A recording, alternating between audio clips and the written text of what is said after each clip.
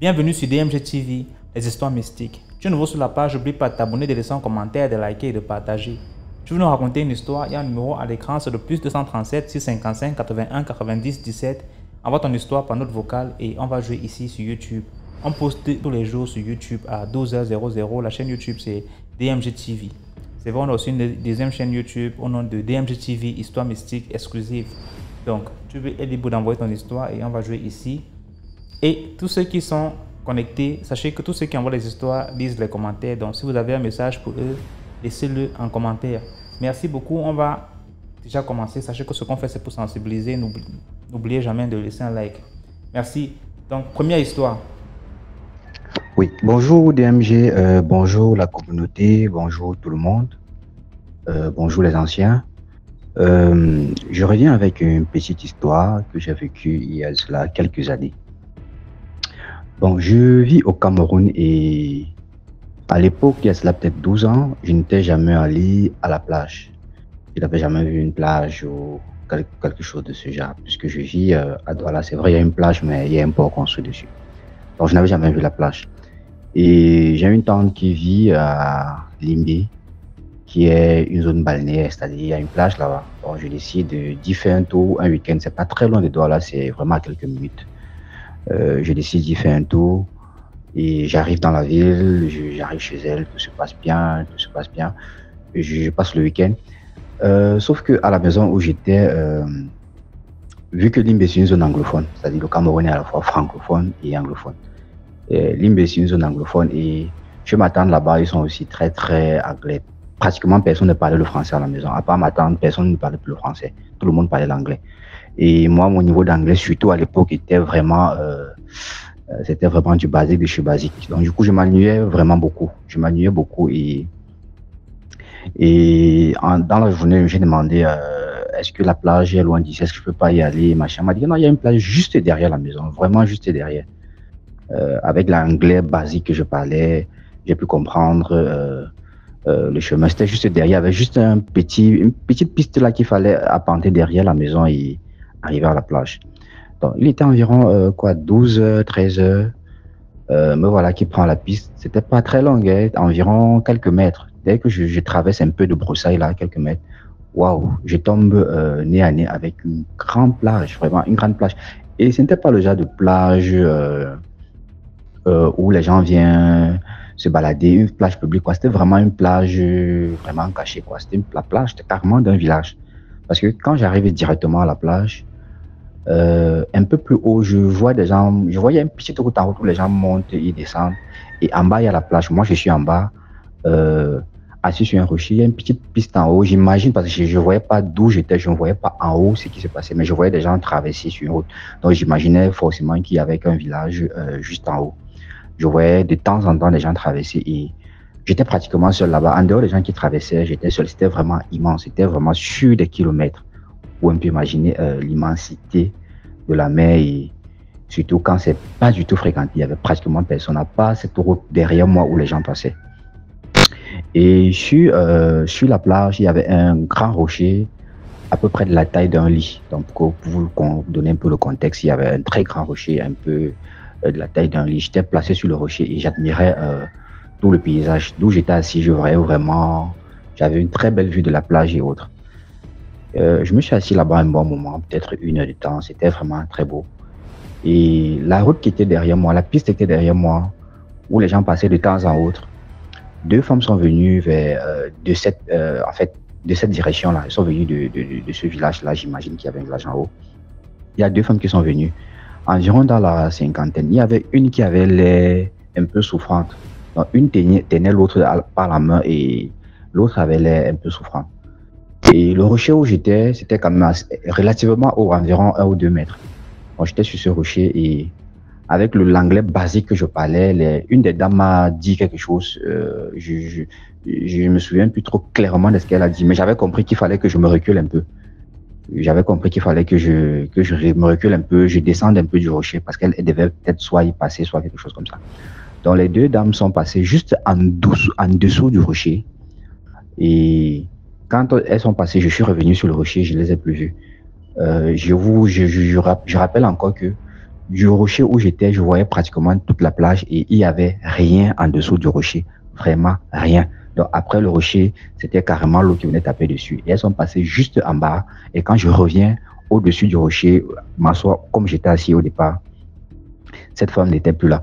Bon, à l'époque, j'étais très jeune et je ne connaissais vraiment pas les trucs mystiques. Je m'y intéressais vraiment pas du tout. Donc, je n'ai rien compris. En fait, j'ai trouvé ça bizarre, mais après, je suis passé dessus. C'est en grandissant et en attendant des histoires de femmes, en fait, des sirènes et autres, que je me dis que peut-être cette dame, peut-être, comme j'entends souvent des histoires, on dit des gens sont allés dans l'eau faire du commerce, sont allés dans l'eau se soigner, sont allés dans l'eau faire ceci. Peut-être c'était des sirènes, je ne sais pas, mais elles avaient l'air totalement humaines. Peut-être c'était des gens qui allaient dans l'eau pour faire quelque chose en particulier, mais je suis sûr que ce jour-là, ces femmes ne sont pas, elles sont, elles ont disparu carrément dans l'eau parce que j'étais assis là, d'où j'étais assis, il n'y avait pas, il y avait pas un moyen de me traverser et aller autre part que dans l'eau. Franchement, il n'y avait pas un moyen. Donc je me dis, ces femmes sont entrées dans l'eau et aujourd'hui, je comprends que c'est mystique parce qu'à l'époque, c'était tellement extraordinaire pour moi que je n'avais même pas un début de réflexion par rapport à ça. C'est avec l'expérience, en écoutant des MGTV, que je comprends que sûrement elles sont entrées dans l'eau. Donc, n'hésitez pas à partager, à liker, à laisser des commentaires. Et DMG, merci pour tout ce que tu fais. Ça nous aide beaucoup, ça nous édifie et ça nous rend beaucoup plus sages. Merci. Merci beaucoup pour l'histoire. Là, on va passer à la deuxième histoire. Bonsoir DMG, moi c'est Anonyme, je suis du côté du nord, Cameroun, plus précisément Garoua. Bon, l'histoire s'est déroulée à l'extrême nord du Cameroun, à Maroua. Et c'est l'histoire d'un de mes voisins.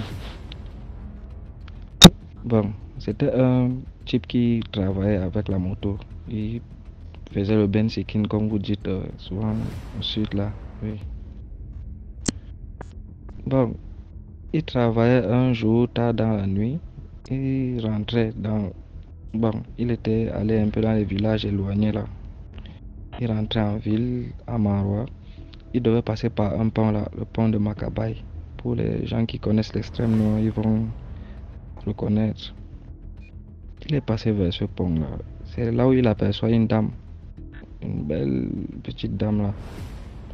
Qui lui stoppe. C'est comme ça qu'il s'arrête, il demande à la dame que qu'est-ce que tu fais. C'était aux environs de minuit, 1 heure. Il dit à la dame, qu'est-ce que vous faites ici à côté là? C'est pas prudent. La dame dit que non, je suis en train de partir en ville. Là, il dit à la dame, oui, vas-y, monte, je t'amène. Il continue de rouler avec la dame. Il constate qu'il y a un bruit. C'était comme si on traînait quelque chose en route. Il se tourne, il dit à la dame que c'est quel bruit que je suis là. La dame dit qu'elle ne suit rien. Il continue encore à rouler. Il parle avec la dame, il suit le même bruit encore. Il se tourne. Il aperçoit le sabot des chevaux là. C'est là où il accélère encore la moto là. Dès qu'il se tourne pour la 3e fois encore pour voir si la dame était encore toujours là, il voit que la dame a disparu. Il a encore pris plus peur. C'est comme ça qu'il accélère, il rentre directement à la maison. Et il avait pour habitude de passer vers chez sa voisine récupérer les clés. Ce soir-là, la voisine là s'est endormie un peu plus tôt.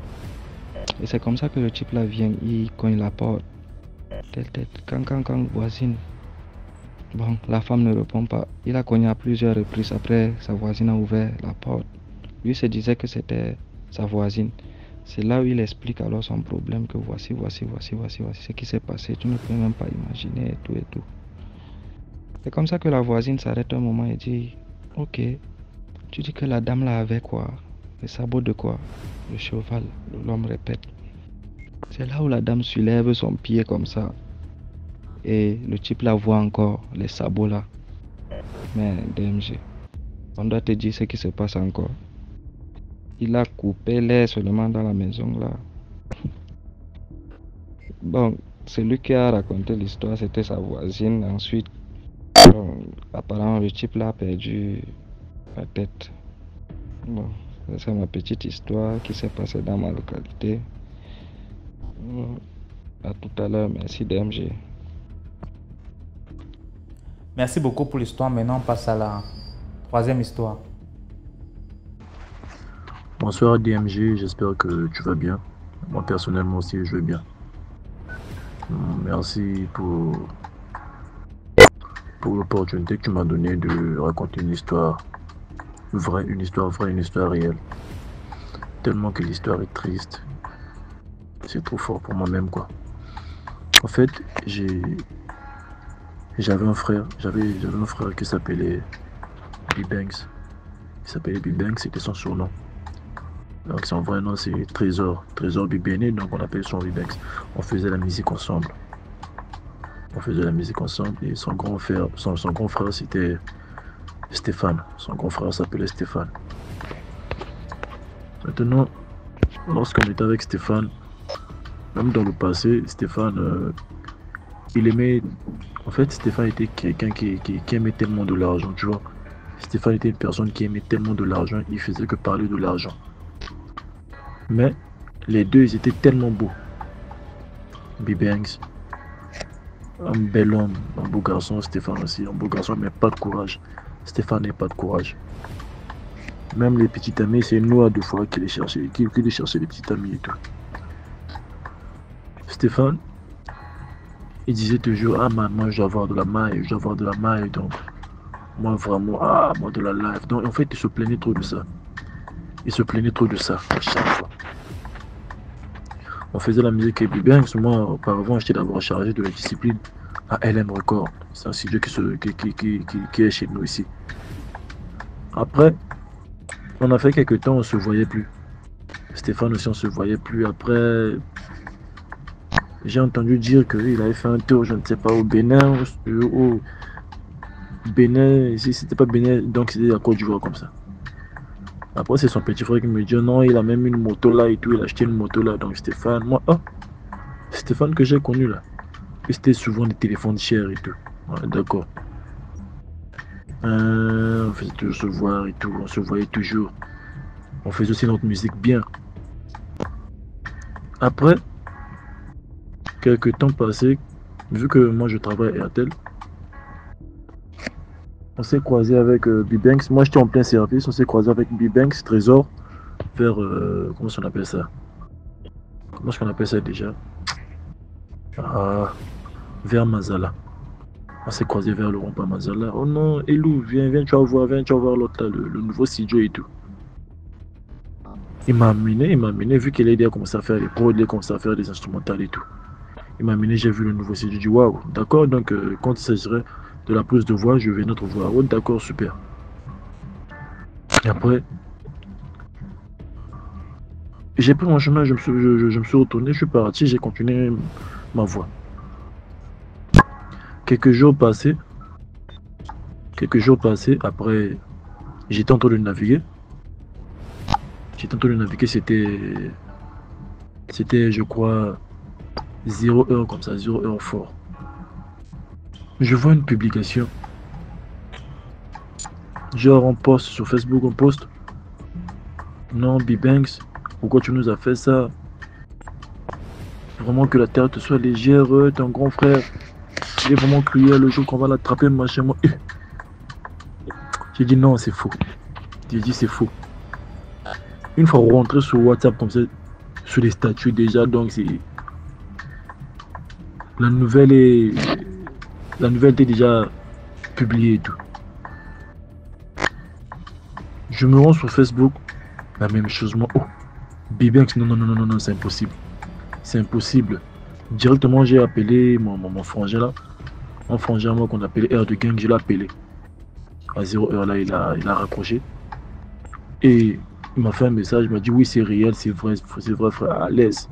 Il m'a fait même un vocal. Ah, vraiment, laisse, frère, moi, c'est triste. Le lendemain, là, maintenant, il y avait trop de versions, beaucoup de versions. Non. Stéphane, non, ils étaient partis chez le féticheur. Vu que B-Banks, côté musique, lui, il aime... en fait, B-Banks aimait tellement la musique. Donc, lui aussi, il voulait percer et tout.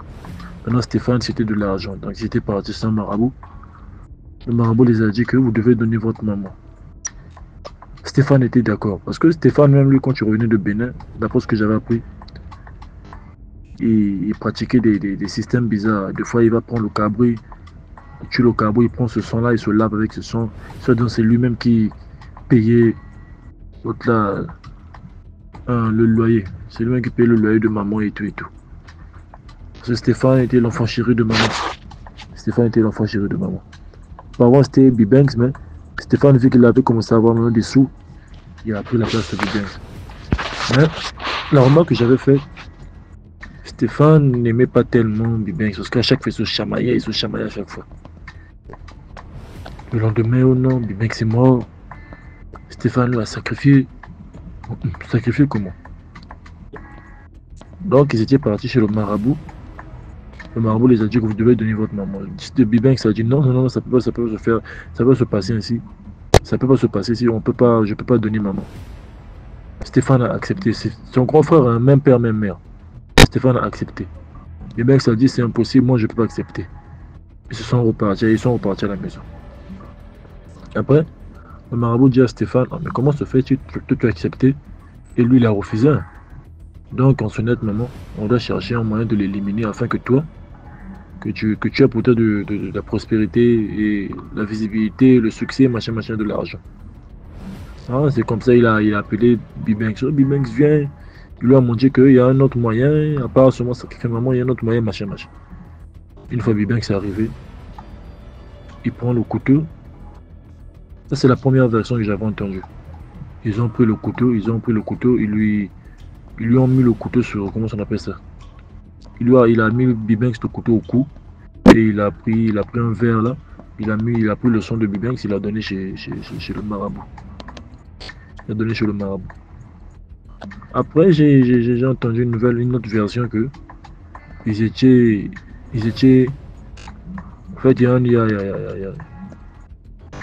comment on appelle ça? Ils étaient au bord de l'eau, ils sont en train de faire des rituels. Maintenant, à ce qui paraît, ça avait mal tourné. Et Stéphane a pris le couteau. Donc, je ne sais pas si c'était l'esprit d'envoûtement. Je ne sais pas s'il avait détourné son frère. Je ne sais pas.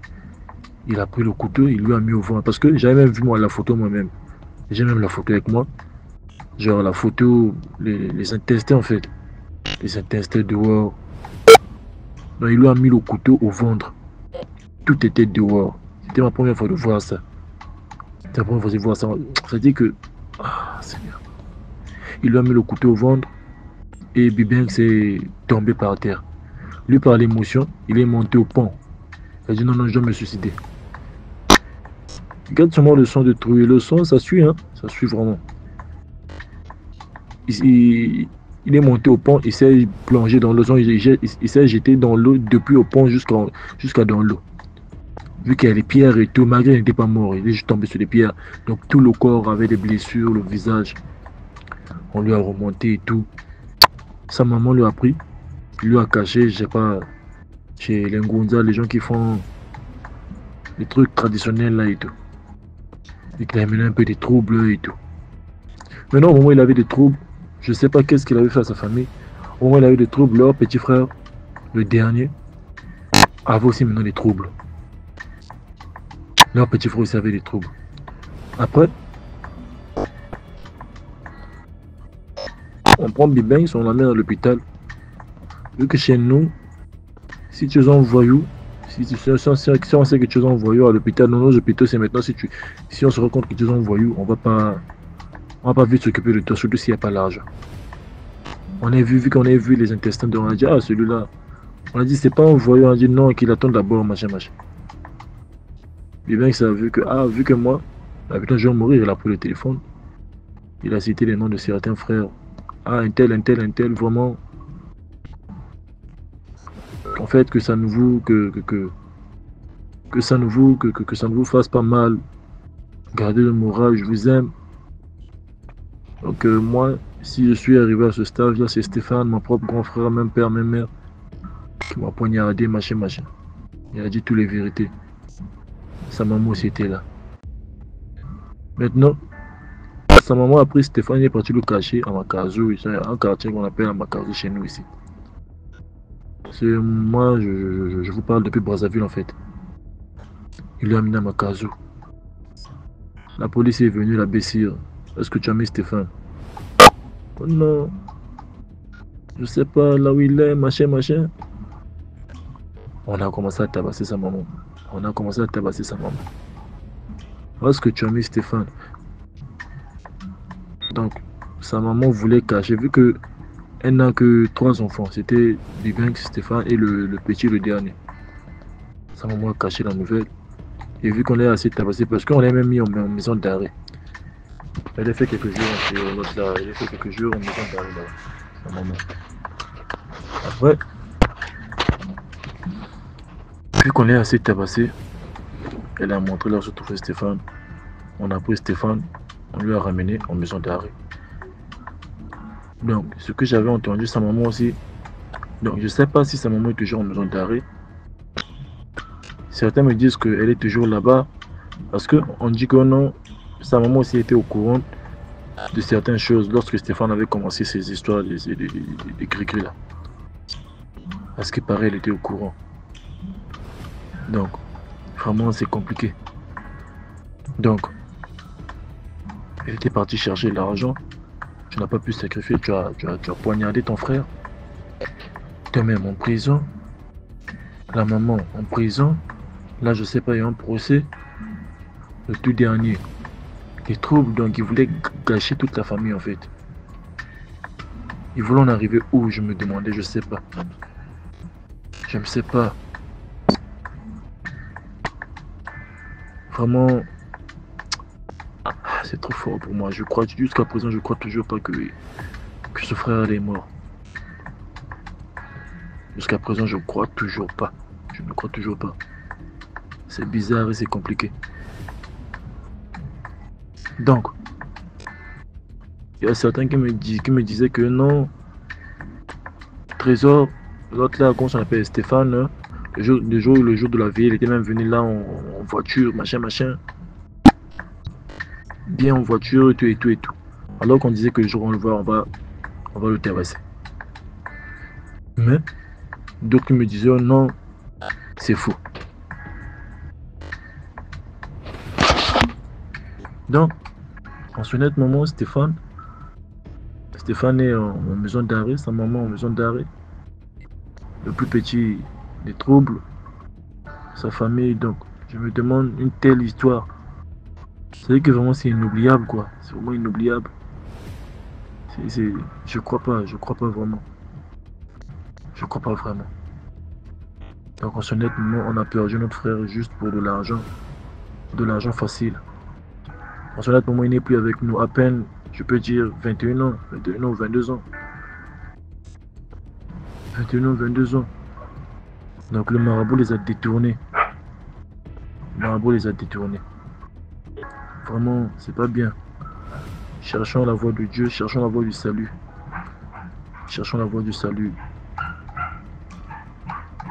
Tout ce que nous faisons sur terre là, ça va rien nous rapporter parce que on ira rendre des comptes.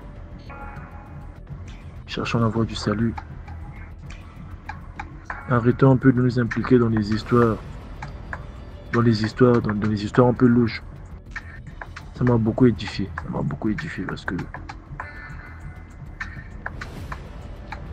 même moi-même aussi j'étais dans ces histoires là. Parce que moi auparavant, comment on appelle ça, j'en avais marre de la vie. J'avais vraiment marre de la vie. J'ai dit, Seigneur, qu'est-ce que je n'ai pas trouvé? Qu'est-ce que je n'ai pas cherché? Il est vraiment trop, c'est trop, papa.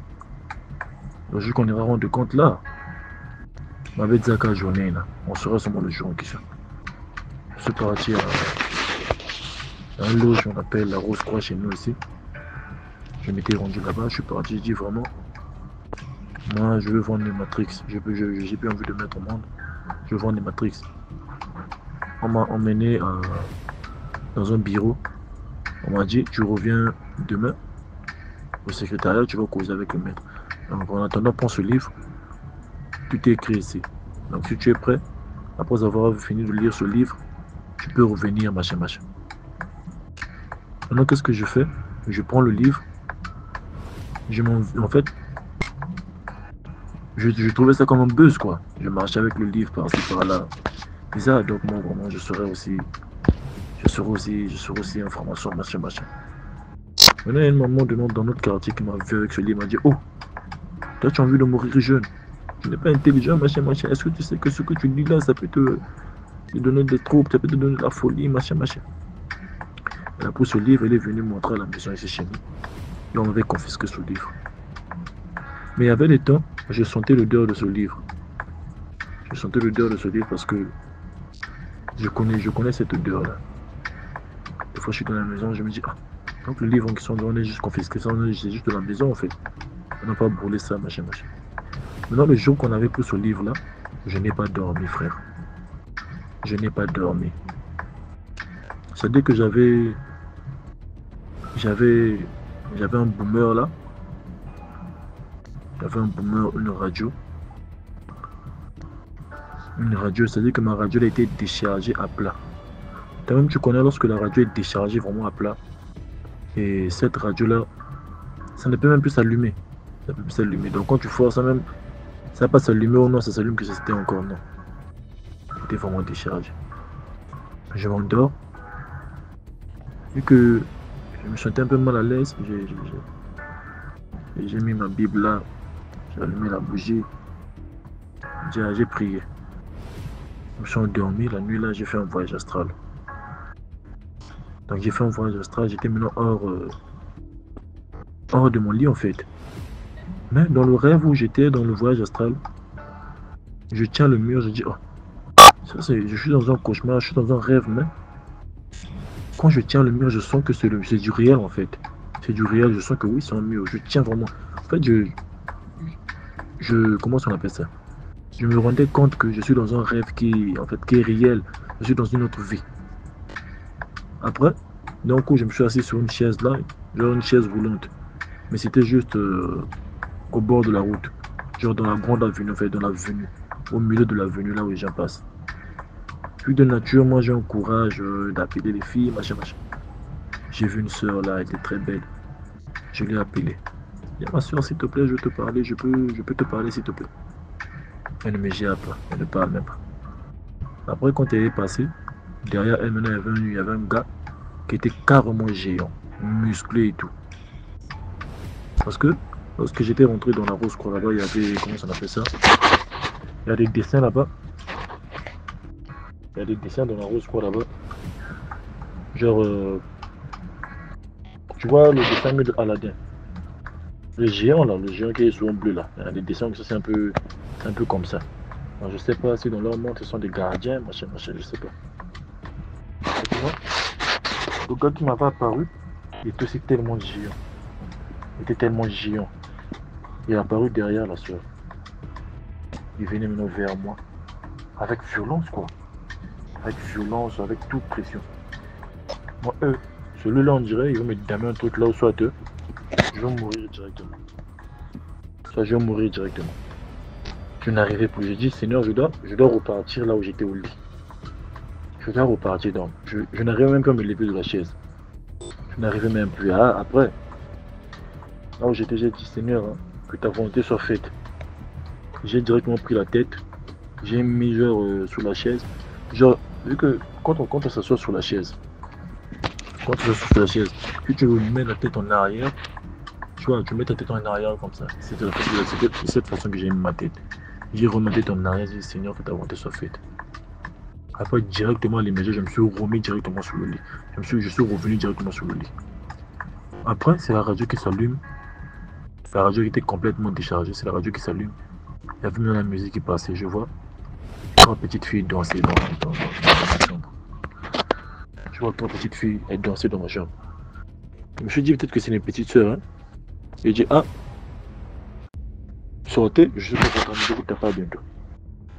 Elle ne me gérait même pas. J'ai dit, oh, donc vous n'entendez pas. Elle ne me gérait pas. J'ai saisi une à la main. Moi j'avais l'impression que c'est comme si on lui tirait. J'ai saisi une à la main, en fait, j'avais envie, c'est-à-dire que quand je vais la tenir, je me mets directement à prier qu'elle reçoive maintenant en fait. Hein. Je dis, ah, mais ceux-là vraiment. Et que quand je lui saisis seulement la main là, Ses amis l'ont tiré. Les petites filles, hein. Les petites filles seulement. Donc, je peux donner même les âges. L'autre là, elle pourra avoir même 6 ans, l'autre 8 ans, l'autre 10 ans, ouais. J'ai saisi une à la main. Ses camarades l'ont tiré directement. J'ai failli tomber, la mosquée même s'était coupée. La mosquée a été coupée. Après, j'ai dit non, c'est ceux-là, je dois leur taper. Je suis parti dans la chambre de ma petite soeur. Il y avait complètement. C'est-à-dire que tout le monde dormait. Tout le monde dormait. J'ai dit, oh, mais attends. Moi, je me suis dit que c'était mes petites soeurs. Mais comment se fait-il que là, ils dorment? Il dit, non, soit c'est un cauchemar. Il dit, ou soit c'était pas eux. Elles dormaient pour eux. Donc, vu qu'on avait pris le livre là, tout avait mal tourné, et ça m'avait fait des retours. C'est ce que j'avais subi. Ce que j'avais subi. Donc, lorsque j'avais encore appris la nouvelle de mon ami là, à cause de l'argent, machin, et la plupart de nos collègues avaient changé. Hein. Une fois, j'ai croisé une de nos collègues en a fréquenté ça. Ah, tu vois, je vais à l'église. Je dis, waouh, c'est bien ça. Donc, c'est là où moi aussi, je m'étais vraiment donné parce que, après ce voyage astral là, ce que j'avais subi, c'est là où j'étais parti à l'église, j'ai confessé, machin, on a prié pour moi, je me suis baptisé. Mais je prenais pas trop ma vie chrétienne en compte. Après avoir écouté la nouvelle de mon frère là, c'est là où maintenant, parce que j'avais encore des plans, des idées, genre d'aller, comment on appelle ça, à la news. D'aller à la news, ce sont des églises dans lesquelles on fait des pratiques bizarres. Et quand j'avais appris seulement cette nouvelle là, j'ai dit, wow, Seigneur, celui qui est mort, je ne suis pas plus que lui. Mais si tu as permis au moins que moi je sois vivant, c'est que tu as un plan pour moi. Alors, comme tu as sûrement dit dans ta parole, hein, l'homme est appelé à servir Dieu afin de mériter le royaume, hein, afin d'aller dans le royaume des cieux. Donc vraiment, je te promets que je vais faire ta volonté. C'est depuis là-bas. C'est depuis là-bas que moi, j'avais dit ça n'aura plus jamais. C'est là où je me suis maintenant affermi dans ma marche chrétienne. Donc c'est un peu ça. Le désir de la terre va nous emmener à rien. Ça va juste nous amener à une mort éternelle. Alors qu'après la mort, il y a une vie éternelle. Vraiment, prions beaucoup que le diable ne nous trompe pas. Moi, jusqu'à présent, je me demande vraiment où est-ce qu'est allé mon ami. Est-ce qu'il est allé au bon endroit? Est-ce qu'il est allé au mauvais endroit? Seul Dieu sait. Mais que le Seigneur ait pitié de son âme, vraiment. Donc, DMG, c'était ce que j'avais à vous passer comme histoire. Genre, je voulais aussi passer un message en même temps. Afin d'édifier certains gens qui veulent s'introduire dans ces histoires. En tout cas, merci beaucoup. Merci.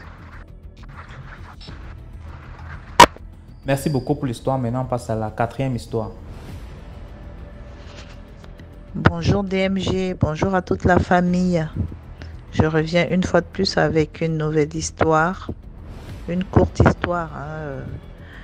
C'est celle que j'ai vécue pendant les obsèques de mon feu père il y a quelques années.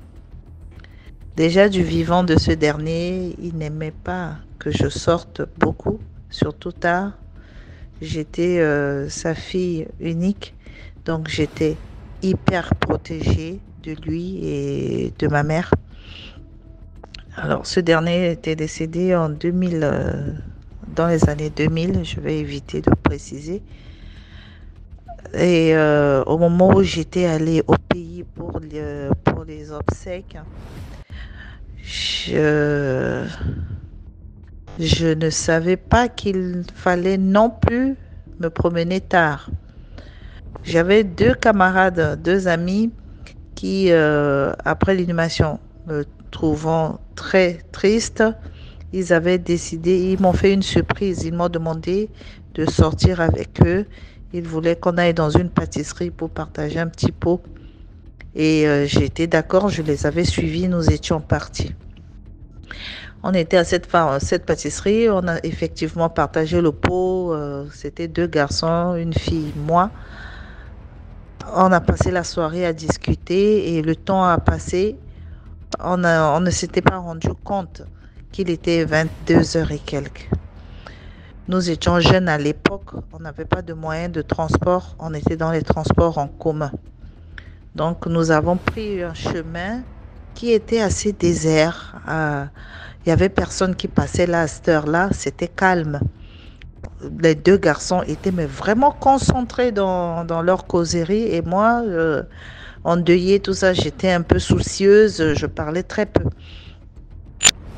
Donc ils étaient mais vraiment concentrés, ils parlaient, j'avais du mal à suivre ce qu'ils disaient, mais toutefois ils étaient mais vraiment emportés par ce qu'ils se disaient, quoi, causaient. Et alors moi je remarque quelque chose me demande de regarder derrière moi. Au moment où je regarde derrière moi, j'ai vu il y a un petit tourbillon qui s'est formé, il est tout petit, qui tourne, qui vient, qui me suit, qui nous suit. Le petit tourbillon tourne.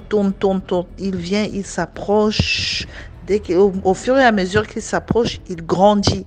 Et quand il grandit, moi, il fait le tour de ma personne. Ça fait le tour comme si j'étais au milieu d'un cercle. Il a fait un tour autour de moi et puis il m'a précédé, ce tourbillon-là. Il est allé devant moi et au fur et à mesure, ça grandissait. Et après, quelques secondes après, je vois, il a disparu. Et je tiens à préciser que le chemin que nous avons pris c'était pas goudronné, c'est de la terre rouge. Donc, c'était vraiment de la terre. Et donc, le tourbillon était assez, dense. Oh, je me retourne vers mes potes qui causaient.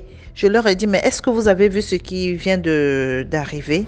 Ils ont dit non, qu'est-ce qui s'est passé? J'ai dit, vous n'avez pas vu le tourbillon qui a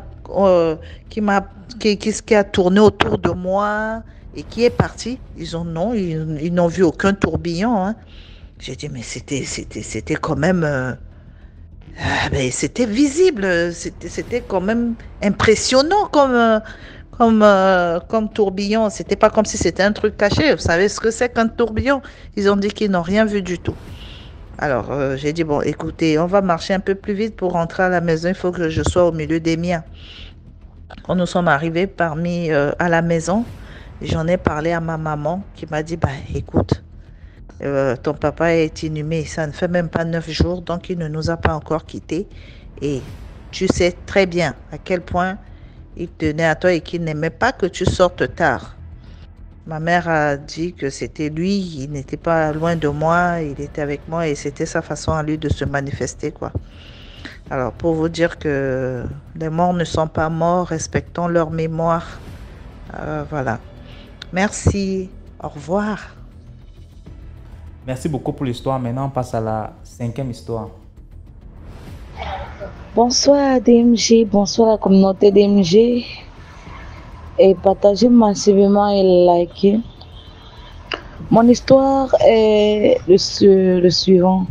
J'aimerais tout d'abord sensibiliser la communauté DMG et d'autres communautés tout en disant que avant de sortir de la maison, s'il vous plaît, je vous en prie, tâchez de prier. Tâchez de prier.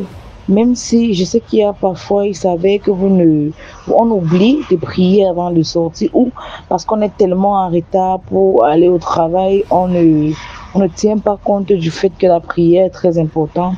Même étant sur la route, faites une méditation profonde en confiant votre journée même dans le cœur. Mon histoire est la suivante. Le suivant, pardon. Il y a de cela quelques mois. Je travaille dans une brocante de la place. Je travaille dans une brocante de la place. Je suis dans la ville de Douala. Je travaille dans une brocante de la place. Je peux faire taire le nom du quartier. J'étais en train de patienter, comme on a l'habitude de patienter les clients, on a l'habitude d'entrer et demander les prix des marchandises, des produits, tu donnes le prix. J'étais juste assise là à ma caisse en attendant le client. J'étais sur mon téléphone et je vois un monsieur qui s'approche vers la boutique Il se place à l'entrée de la boutique, à la porte de la boutique, et je le reçois. Je lui dis, bonsoir monsieur, qu'est-ce que vous voulez? Je peux vous aider? Il me dit, il était au téléphone au fait. Il m'a demandé de patienter, il finit de l'appeler. J'ai dit, ah, désolé. Je lui ai suivi dire que il était au téléphone en disant il y a le travail. Il ne sait pas avec qui il causait au fait. Il disait il y a le travail, je t'ai appelé de venir travailler. C'est pour ceux qui ont besoin de travail. C'est la société de la place qui a besoin des gens qui viendront travailler. Bon, il expliquait bien au téléphone. Bon, étant donné que ici à la Bocante, je travaillais ici en boutique. J'ai ma grande sœur qui n'avait pas le travail, qui n'avait pas, parce que là, présentement, elle a trouvé le travail, qui n'avait pas le travail à l'époque, à ce temps-là. Passons par quelque chose à quelques jours, quelques semaines. Il a commencé à causer au téléphone. Lorsqu'il discutait au téléphone, il a fini. Il m'a demandé les prix de certaines marchandises qu'il a touchées. Je lui ai donné les prix. Après qu'il ait eu à prendre les prix des produits, je lui ai attiré mon attention. Je lui ai dit, monsieur, désolé, mais je vous ai suivi au téléphone. Vous avez proposé le travail à une personne et qui n'a pas accepté le travail. Je ne sais pas si je peux me permettre de vous demander une faveur. Il m'a dit, c'est quoi la faveur? Je lui ai dit, ma grande soeur est à la maison et elle ne fait rien, elle a cherché du travail. Ça fait déjà près de 3 mois. Elle ne travaille pas. Je ne sais pas si vous pouvez m'aider à lui donner du travail pour que ça puisse faire en sorte qu'on puisse avoir une balance financière un peu équilibrée à la maison.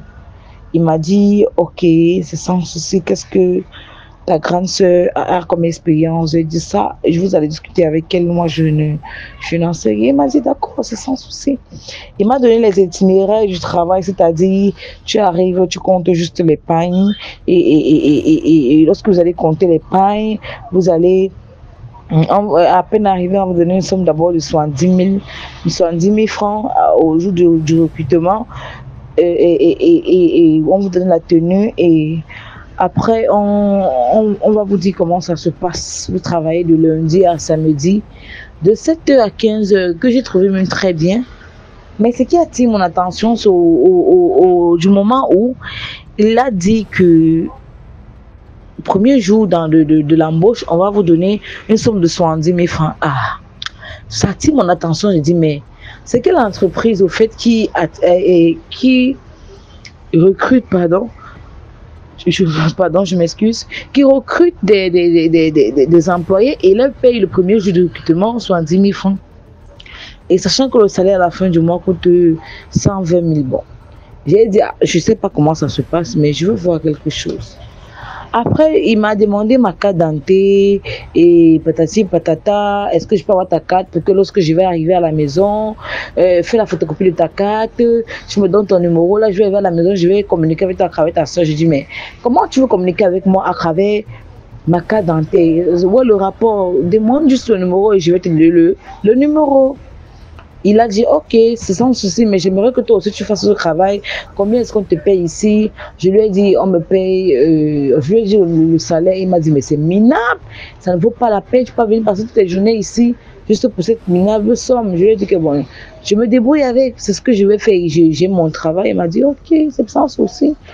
Il m'a demandé le numéro de ma grande soeur. Je lui ai dit, non, je ne donne pas le numéro de quelqu'un comme ça.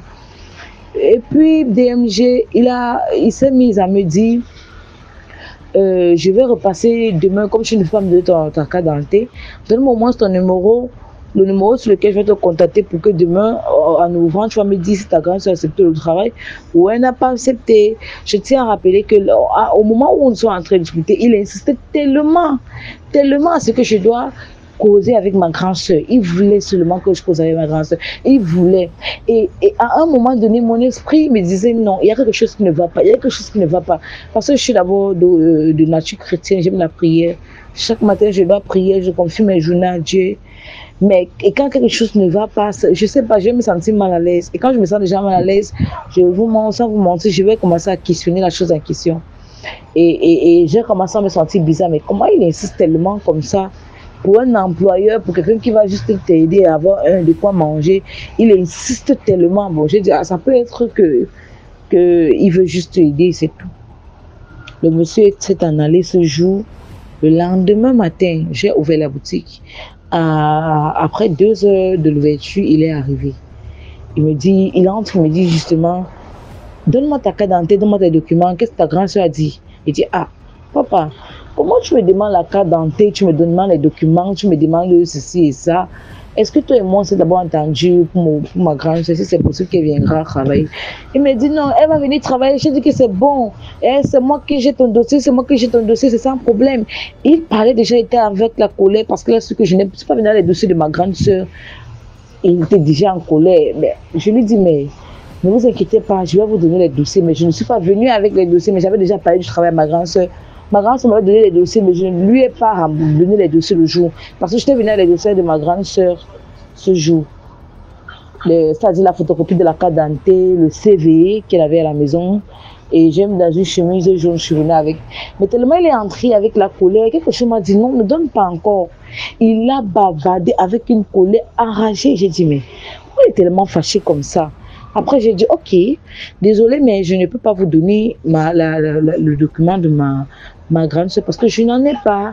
Elle ne m'a pas donné le document. Il me dit, d'accord, donne-moi le numéro de ta grande soeur, je vais l'appeler, elle va venir. Je dis, mais pourquoi est-ce que vous êtes dit que parce qu'on a demandé ceci, on a demandé cela et tout, et tout, et tout. Je lui ai dit, d'accord, il n'y a pas de souci. Je vais vous donner le numéro de la grande soeur en question. Il a dit, ok. Je donne un faux numéro. J'ai composé le numéro, j'ai donné un faux numéro. Et ça, il faut oublier que je lui avais déjà donné mon numéro avant. Il est allé. Et lorsqu'il part, quelques temps après, il me rappelle peut-être 4 heures de temps après. Tu te prends pour qui? Tu es qui? Patati patata, pourquoi tu m'as donné un faux numéro? Pourquoi tu m'as fait ça? Pourquoi tu m'as fait ça? Il s'est mis étant fâché, en colère. Et je tiens à rappeler qu'avant de partir, il m'a dit, comme je lui ai trouvé une employée, il va me faire un dépôt sur mes numéros de téléphone, il va me faire le dépôt et il va m'appeler pour une cérémonie qui est censée se siéger pour le Ngondo. Et il va me faire appel pour la cérémonie. Et lorsqu'il me dit ça, je lui dis ok, il n'y a pas de souci. Et je dis ok pour me débarrasser de lui au fait. Et lorsqu'il est parti, à 4 temps après, il m'appelle. Pourquoi tu me fais ça? Pourquoi tu as fait ça? Je ne suis pas fier. Je ne suis pas content. Pourquoi tu m'as fait ça? Non, patati patata. Il était tellement en colère au téléphone. Je lui ai dit mais monsieur, je ne suis plus intéressée pour le travail, c'est bon, je ne veux plus. Non, tu vas travailler, ta grand-soeur doit travailler, vous devez travailler, cherche quelqu'un qui va remplacer ta grand-soeur, ça ne peut pas venir, tu ne peux pas me faire ça. Je lui ai dit, mais monsieur, désolé, on ne peut pas me faire ça. Et quand il s'est mis à bavarder, il a raccroché. J'ai raccroché au fait le lendemain, il est revenu et il s'est mis à me dire, pourquoi tu m'as fait ça? Pourquoi tu as décidé qu'on prenne ma fille? Pourquoi c'est ma fille qu'on a pris? J'ai dit, ah bon. Donc tu voulais que ce soit pas de grande soeur qui parte, c'est moi. Il dit, monsieur, s'il vous plaît, mettez-vous dehors, allez dehors. Il s'est mis à bavarder, tout le quartier a commencé à sortir. Il dit, hey, donc c'était comme ça. Donc c'est un peu ça. Je remercie vraiment Dieu parce que avec les prières, et imaginez-vous que je donnais le CV ou bien les documents de ma grande soeur, c'est que c'était bon. Nous sommes en fin d'année. Je ne sais pas ce qui devait se passer bien après. Et je tiens à rappeler que avant de sortir, il faut toujours prier. Il faut toujours confier sa journée. Et ce n'est pas parce qu'on va vous donner un grand budget de travail, tout est rose, vous pensez que c'est non.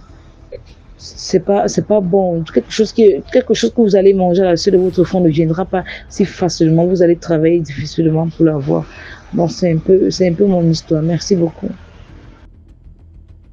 Merci beaucoup pour l'histoire. Maintenant, on passe à la 6e histoire. YouTube, il y a DMG Productions. Là, on poste tous les lundis, on poste un film. Tous les lundis, il y a un nouveau film à 17h00. Les films, c'est les histoires qu'on réalise aussi. Tous les lundis, la chaîne, c'est DMG Productions.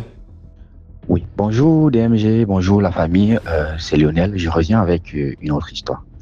La semaine passée, une fille a raconté une histoire ici d'une élève qui allait composer, qui a échoué le bac 3 fois parce que on allait donner son nom chez le marabout chaque fois pour récupérer ses chances pour que les autres passent en fait et elle échoue. Ça m'a rappelé quelque chose que j'ai beaucoup vécu quand j'étais élève. Déjà, si je veux donner le contexte, j'étais un élève très brillant. Franchement, j'étais particulièrement brillant. Tellement brillant que j'étais connu dans tout le collège pour être un élève d'exception. J'étais très bon en mathématiques, j'étais très bon en physique Je faisais la série C d'ailleurs et j'étais premier.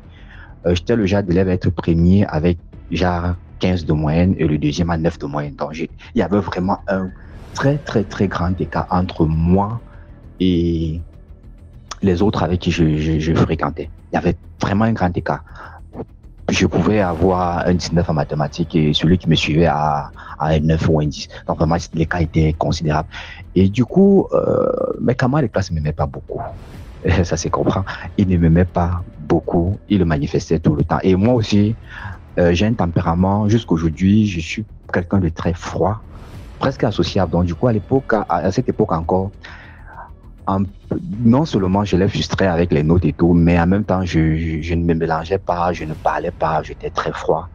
Tout ce qui m'intéressait, c'était de résoudre les problèmes de mathématiques et de physique dans mon coin. Et il m'était très difficile de réviser avec les autres. Quand les autres venaient pour réviser avec moi, franchement, ça n'allait pas parce que moi, je trouvais qu'ils étaient tellement lents et ça me freinait. Donc, du coup, je révisais tout seul et ça m'allait bien comme ça.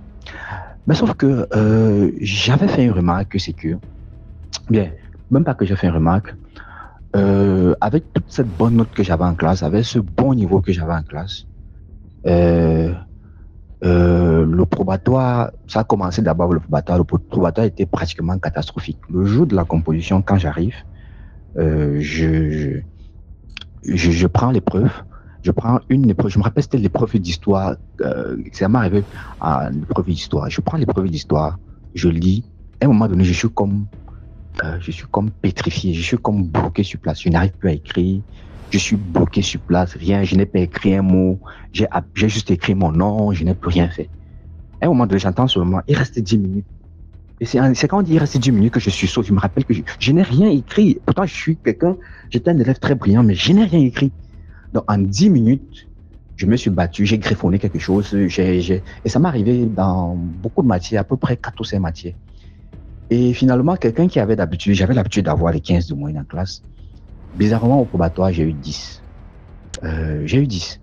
Pourtant, j'ai trouvé que le probatoire était bien plus facile, puisque j'étais dans un collège qui était réputé quand même avoir un niveau très, très solide. Le probatoire était bien plus facile, mais je quitte de 15 en classe à 10 au probatoire. Et les gens qui avaient souvent les 7 de moyenne, les 6 de moyenne, ils ont eu les 11, les 12 au probatoire. Mais moi, le premier de très loin, j'ai eu 10. Et je me rappelle, c'est maintenant quand la fille raconte l'histoire des passés, je me rappelle que le matin, avant d'aller composer ce jour-là, ma maman est très ne joue pas avec les traditions. Ma maman est très très au fait de ces traditions. Donc du coup, le matin, elle m'a préparé un bain avec le sel et l'arbre de paix et a parlé dessus. Elle m'a même pas parlé dessus, elle m'a demandé de parler dessus. Elle me l'a me dit, ok, si quelqu'un veut m'empêcher quoi que ce soit, que je parle dessus avant d'aller composer. Et chaque fois que je compose toujours, j'essaie toujours de le faire. C'est-à-dire, même malgré tout ce que j'ai eu là, je suis sûr que si je n'avais pas fait ce bain, j'aurais carrément échoué. La preuve, c'est que plus tard, j'ai réussi à avoir le probatoire, j'ai réussi à avoir le bac. Et quand je me suis éloigné de la maison familiale, parce que je suis allé à l'université, et je n'ai plus fait ce que j'ai toujours fait quand j'allais composer, c'est-à-dire me purifier et faire une sorte de protection. L'université a été une catastrophe pour moi. Franchement, quelqu'un qui était très brillant à l'école, vraiment particulièrement brillant, c'était une catastrophe.